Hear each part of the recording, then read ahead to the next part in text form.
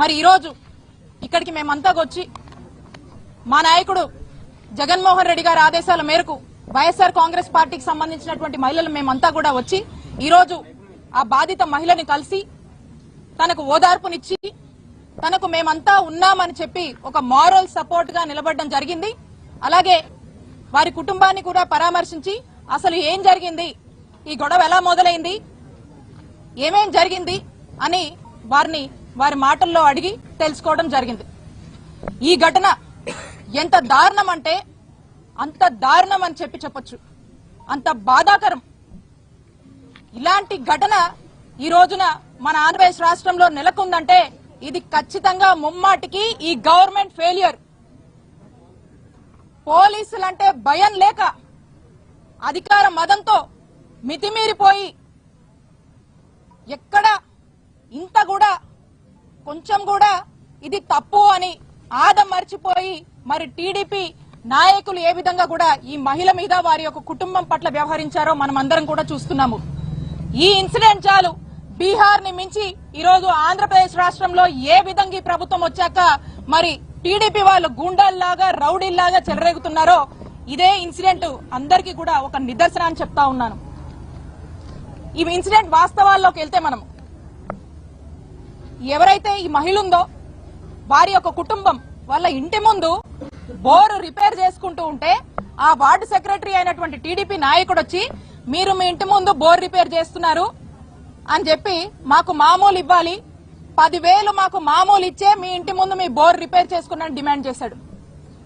మా ఇంటి ముందు మేము మా బోరు రిపేర్ చేసుకుంటే నువ్వెవరయ్యా, నీకెందుకు ఇయ్యాలయ్యా అని చెప్పి అడిగినందుకు ఇంత దారుణమైనటువంటి పరిస్థితి రోజు నెలకొంది.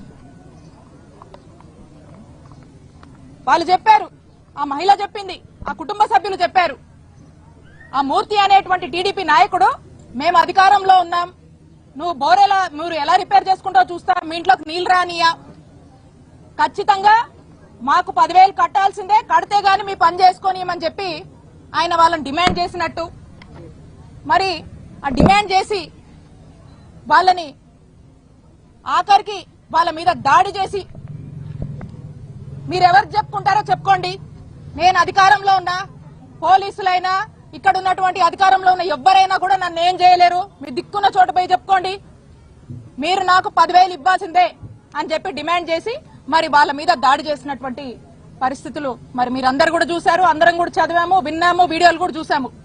అయితే ఈ గొడవ జరగగానే వెంటనే ఆ ఫ్యామిలీ మెంబర్స్ అందరూ కూడా, ఆ మహిళా కుటుంబ సభ్యులందరూ కూడా వెళ్లి పోలీస్ స్టేషన్ లో కంప్లైంట్ ఇచ్చారు. కంప్లైంట్ ఇస్తే పోలీసులు చాలా లైట్ తీసుకుని అది కూడా టీడీపీ వార్డు సెక్రటరీ అండి అని వీళ్ళు చెప్పడంతో ఇది అధికార పార్టీ కదా కాబట్టి మనం పెద్ద జోక్యం చేసుకోవద్దు అనుకున్నారో ఏంటో గానీ టీడీపీ అనగానే ఇక పోలీసులు ఈ విక్టిమ్ యొక్క కంప్లైంట్ ని పక్కన పెట్టేశారు. కంప్లైంట్ ఇచ్చి మళ్ళా ఇంటికి తిరిగి వచ్చారు. ఈ మహిళ వాళ్ళ కుటుంబ సభ్యులందరూ కూడా తిరిగి ఇంటికి వస్తే మీరు మా మీద వెళ్ళి మేము అధికారంలో ఉండగా మా మీద కంప్లైంట్ ఇస్తారా, ఎంత ధైర్యం మీకు అని చెప్పి రెండోసారి ఈ టీడీపీ వార్డు సెక్రటరీ ఈ మూర్తి అనే అతను సకుటుంబ సమేతంగా ఇంట్లో ఉన్న అందరినీ ఎంటబెట్టుకుని మహిళలతో సహా ఎంటబెట్టుకుని 9 మంది వచ్చి మళ్ళా ఈ కుటుంబం మీద దాడి చేశారు. ఏ విధంగా వివస్త్రణకు గురి చేసి ఎంత దారుణంగా ఒక మహిళ మీద దాడి చేశారో మనమంతా కూడా చూసాము. ఇది ఎంత బాధాకరం అంటే అంత బాధాకరం, అంత దారుణమైనటువంటి ఘటన చోటు చేసుకుందంటే అధికార మదం, అహంకారం, కళ్ళు నెత్తికెక్కడం, వీళ్ళ మామూళ్ల కోసం ఎక్కడి దాకా కూడా దిగజారారో ఈ రోజున మనకు అర్థమవుతుంది. రాష్ట్ర వ్యాప్తంగా కూడా ఏ వార్డులో గాని ఏ గ్రామంలో గాని ఎవరన్నా ఇల్లు కట్టుకున్నా ఇంటికి సంబంధించి ఇసుక గాని మట్టి గాని లేకపోతే ఇటుకలు గాని ఏ మెటీరియల్ తెచ్చి ఇంటి ముందు పెట్టుకున్నా టీడీపీ వాళ్ళకి మామూలు ఇవ్వాలి, ఏమంటే మేము అధికారంలో ఉన్నాం మీరు ఏది చేయాలన్నా మాకు ఇవ్వాలి.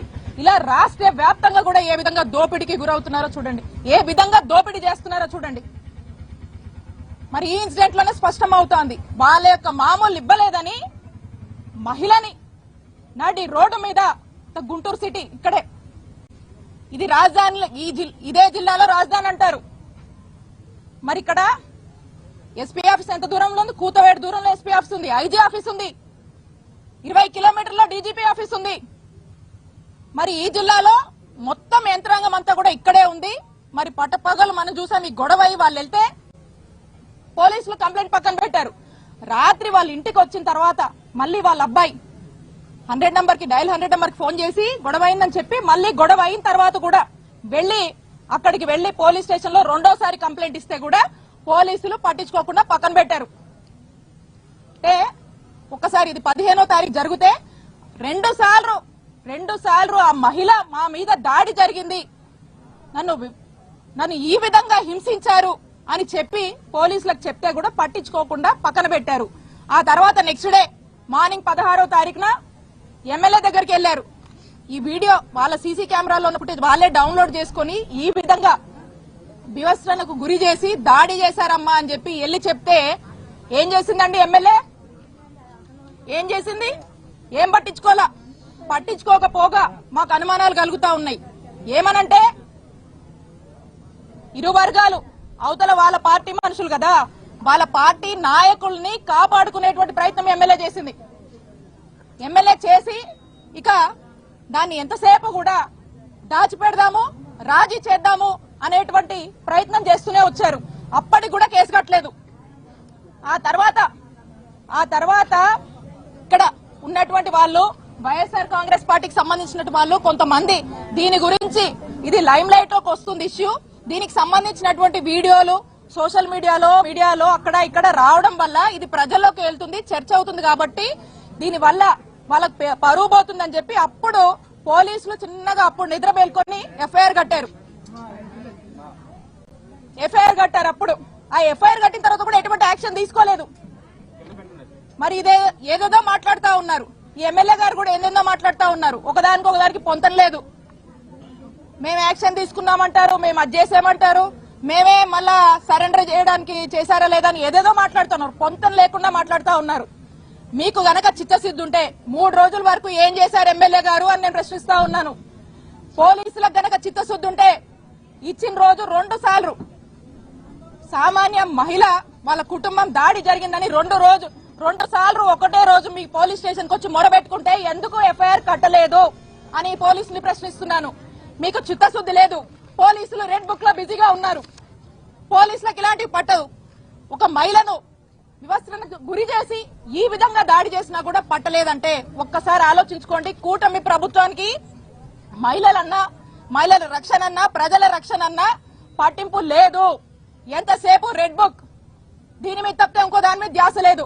ఇక చివరిగా 3వ రోజున సోషల్ మీడియాలో జనాల్లో విపరీతమైన చర్చ జరుగుతుంది కాబట్టి ఇది ఆ ప్రభుత్వానికి ఆ పార్టీకి బ్యాడ్ నేమ్ వస్తుందని చెప్పి అప్పుడు 3వ రోజు సాయంత్రానికి ఎప్పుడు అరెస్ట్ చూపించి ఆ తర్వాత ఇక ఎమ్మెల్యే గారు ఏదో ఒకటి చేయకపోతే బాగుండదు, నమ్మరని చెప్పి ప్రజల్ని నమ్మించడానికి మాకు వీళ్లకు ఎటువంటి సంబంధం లేదని ఒక ప్రెస్ రిలీజ్ ఇచ్చారు.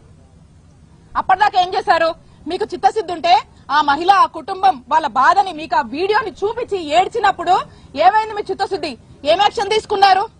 ఇక పైగా మాటలు చెప్తారు వీళ్ళు ఏమని, మహిళలకు ప్రత్యేక గ్రీవెన్స్ అంట. అమ్మా, మహిళలకు ప్రత్యేక గ్రీవెన్స్ మీరు నడపడం కాదు.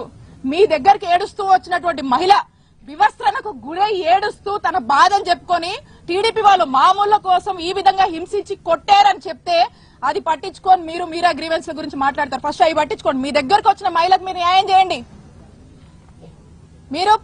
మీరు తనకు న్యాయం చేయడంలో ఖచ్చితంగా జాప్యం జరిగింది కాబట్టే పోలీసుల అలసత్వం వల్లే ఈ దారుణం జరిగింది. ఇది మీరు గనక సరైన టైంలో టైమ్లీ యాక్షన్ తీసుకుంటే గనక ఇది జరిగి ఉండేది కాదు. దీనికి ఏం సమాధానం చెప్తారు?